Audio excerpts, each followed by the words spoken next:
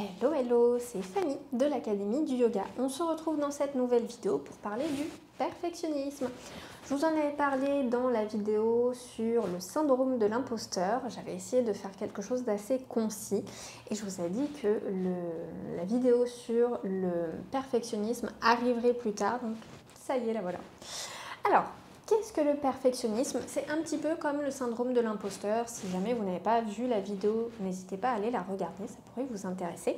Sinon, ce n'est pas une qualité, même si en entretien d'embauche, très souvent, les gens me disent quelles sont vos qualités ou voilà, je suis assez perfectionniste. Non, ce n'est pas une qualité. C'est un mécanisme de défense. Ça peut être parce qu'on a eu peur du rejet, parce qu'on a été comparé, parce que le système le système scolaire a fait que on devait être parfait, on devait être premier de la classe, etc. Ça peut être une certaine forme de pression sociale aussi, un besoin d'amour. Mais en tout cas, ce n'est pas une qualité, c'est un mécanisme de défense. Vous pouvez vous dire, non, je ne suis pas encore prête, je dois refaire ça mieux, et si on me jugeait? Dès que vous avez cette petite voix qui vous dit ça, c'est que c'est du perfectionnisme. Il y a une différence entre je veux bien faire et je ne veux surtout pas échouer ou je veux que ça soit parfait. Attention, parce qu'on peut aimer que les choses soient bien faites, mais se dire là j'ai fait de mon mieux. Alors que des fois, je sais que j'ai des élèves que j'accompagne qui me disent j'ai passé toute la journée à filmer une vidéo et au final, j'en ai même pas une seule qui me convient. On peut aimer que ça soit bien fait, mais là c'est trop en fait. C'est important de pouvoir identifier son perfectionnisme et les impacts qu'a ce perfectionnisme sur vous, sur votre vie, sur votre business. Dans quoi attendez-vous que ça soit parfait avant d'agir? Est-ce que c'est dans votre programme que vous voulez offrir? Est-ce que c'est dans les posts sur les réseaux sociaux? Est-ce que c'est dans le fait de proposer du contenu gratuit? Etc. etc. Observez ça.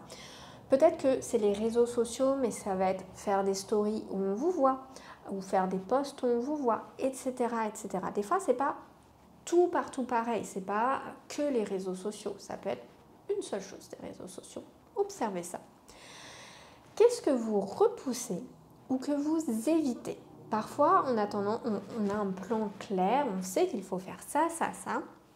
Et puis, il y a des choses qu'on repousse parce que ça ne sera pas parfait. Et on se dit, tant que c'est pas parfait, je ne vais pas faire.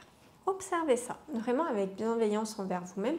Le but, ce n'est pas de vous molester, de dire non, mais ce que tu fais, c'est nul, etc. C'est simplement d'observer avec bienveillance. Comme vous pouvez observer les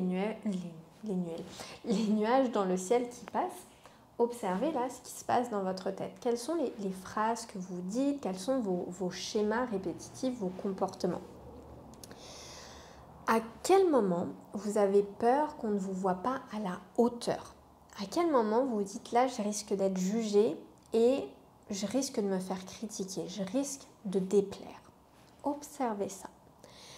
Quelles pensées aussi reviennent souvent quand vous vous apprêtez à partager quelque chose, que ce soit sur les réseaux sociaux, avant de cliquer sur publier, qu'est-ce que vous vous dites? Oh là là, mais s'il y avait 0 like ou juste ma mère. Quand vous avez une personne au téléphone à qui vous parlez de votre offre, oh là là, quand je vais lui annoncer le tarif, elle va forcément me dire non. Observez ça. Peut-être que c'est pas du tout dans les exemples que je vous ai donnés, et c'est ok. Mais il y a peut-être des choses, en tout cas, si vous regardez cette vidéo. Peut-être des phrases que vous dites, etc. Et qu'est-ce que vous craignez qu'il se passe si ce n'est pas parfait? Observez.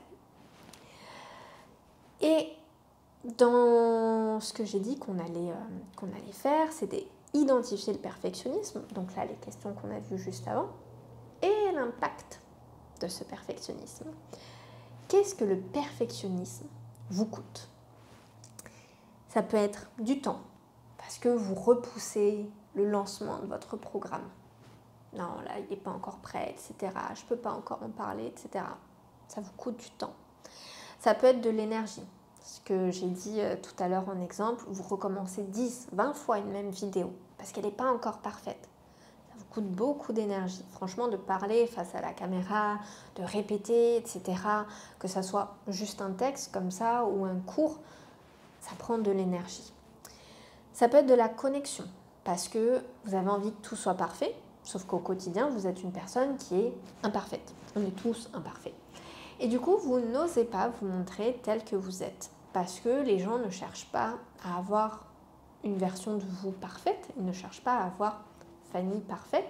Vous avez pu le voir, là, je me trompe parfois de mots. Est-ce que la vidéo, je vais me dire, oh non, il faut que je recommence? Non, vous allez avoir les fautes dans la vidéo. Peut-être que vous allez rire avec moi, peut-être que vous allez vous dire, oh, mais quelle cloche, peut-être autre chose, je m'en fiche. Moi, mon but, là, c'est de vous donner un contenu de qualité, quelque chose qui va vous aider. Si c'est atteint, que ça vous aide, ok, tant mieux. Moi, j'ai fait mon job. Si au bout des 5 premières minutes, ma voix vous a horripilé et que vous vous êtes dit « Oh non, mais c'est horrible cette nana » que vous avez fermé, c'est ok, vous trouverez peut-être du contenu qui vous aidera ailleurs. C'est ok. Et ça va vous coûter aussi, ce perfectionnisme, parfois de l'argent, parce que vous allez peut-être refaire des formations, parce que vous dites que vous n'êtes pas légitime. Allez voir encore une fois la vidéo du syndrome de l'imposteur. Mais aussi parce que vous ne proposez pas votre offre. Et tant que vous ne proposez pas votre offre, il n'y a personne qui achète. Donc vous ne faites pas d'argent. Je vais vous proposer des clés. Alors, c'est une liste non exhaustive. Peut-être qu'il en existe d'autres. Enfin, il en existe sûrement d'autres. Moi, je vais vous en citer 5-6.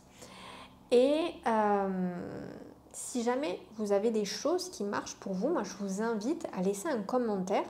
Ça pourra aider d'autres personnes qui traversent ça. Et si vous avez réussi à aller au-delà de votre perfectionnisme, aidez les autres.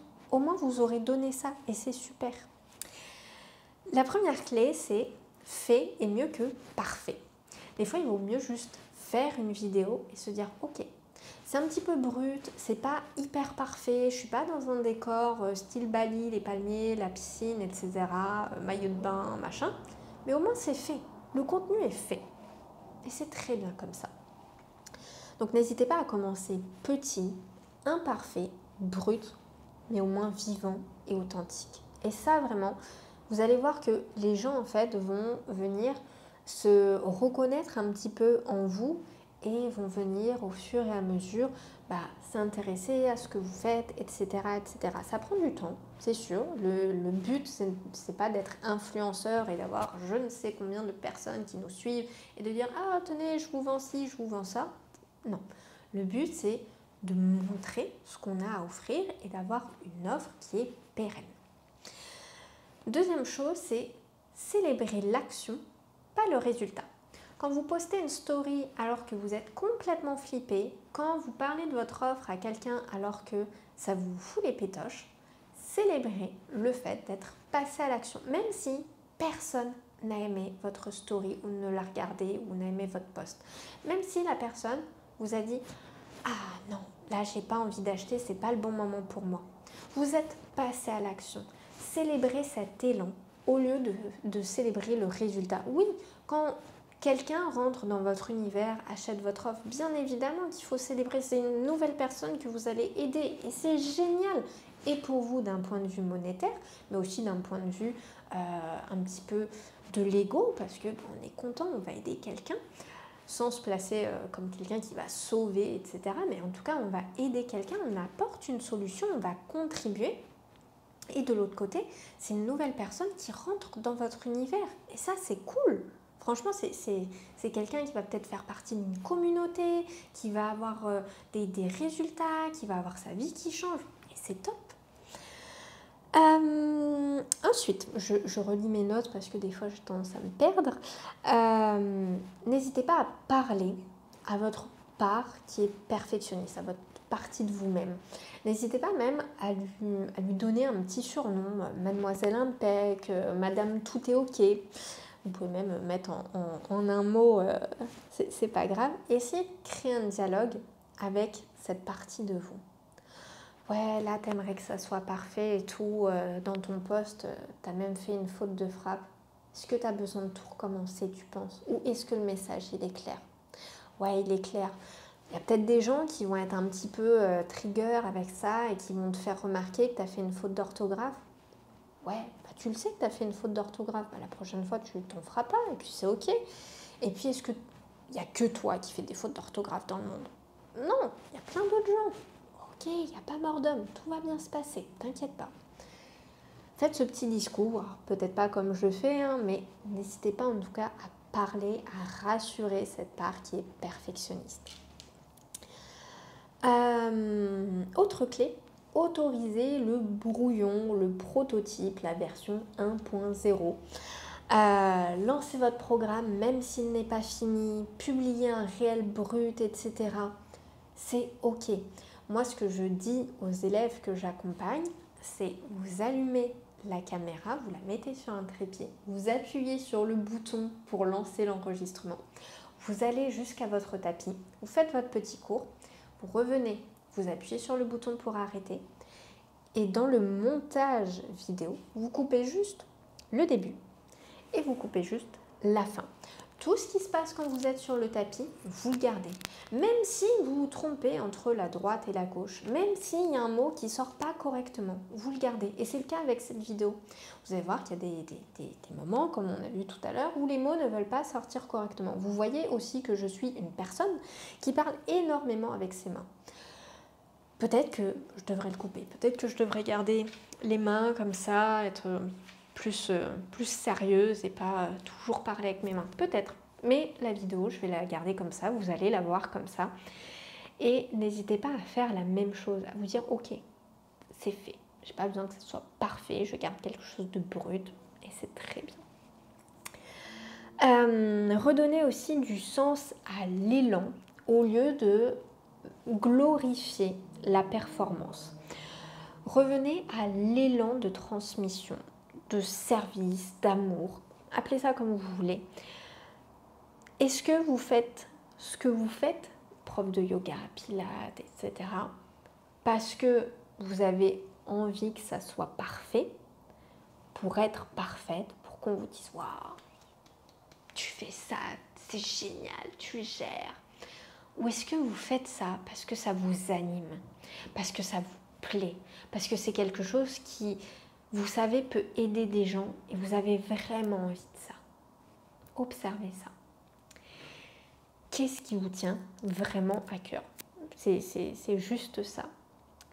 Et dernière clé, s'entourer de personnes qui valident l'imperfection. Alors je ne dis pas que tout le monde doit se dire « Ouais, t'as lancé un truc brut, c'est génial ». Non, on ne parle pas de flatter l'ego, mais choisissez des modèles, des comptes à suivre où la vulnérabilité, l'authenticité est bien reçue.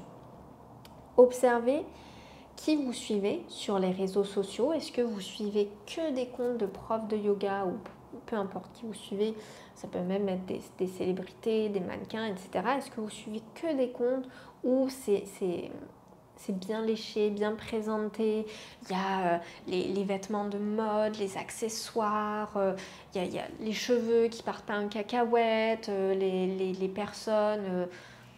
voilà, c'est pas le type de compte que je suis, donc je suis un peu à court d'arguments, mais observez les comptes que vous suivez, qu'est-ce qui apparaît dans votre feed de réseaux sociaux et est-ce que du coup de voir ça, ça vous pousse à la comparaison, vous vous dites « Ah ouais, mais moi c'est pas comme ça en fait ma vie ou mes coulisses ou mes cours, donc non, je vais pas encore partager parce que c'est pas parfait comme ces personnes. » Ou bien, est-ce que justement, vous avez envie d'être authentique, de vous démarquer de ces personnes?